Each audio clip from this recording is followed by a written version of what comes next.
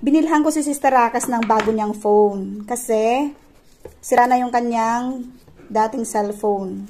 At ngayon ay nangihiram na lang siya. That is true. Tiis ka muna sa mumurahin. Siguro kapag nanalo tayo sa loto, bibilang kita ng ipon. Ipon-ipon muna tayo para sa iPhone. Dito muna tayo sa Mumu. Ayan. Yung tag, 8,000 lang. So, ito nabili ko sa Abenson. O, diba? Ito yung mga kasama niya.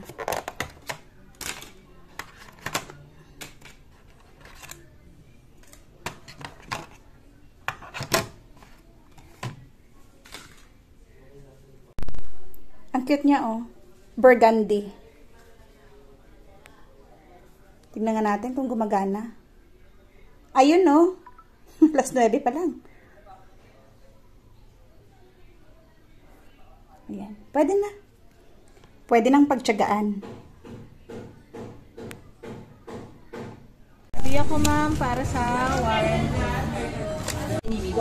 And then yung 7 days replacement na tinatawag, ma'am, wala na po talaga yun. Case-to-case basis tayo. Mag-base tayo sa technical report ni technician kung ano yung magiging diagnosis niya.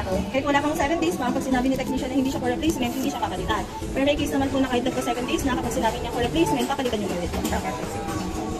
Check yung physical appearance. Ayun, no, parang pag nag-reflect siya. Check mo yung physical appearance.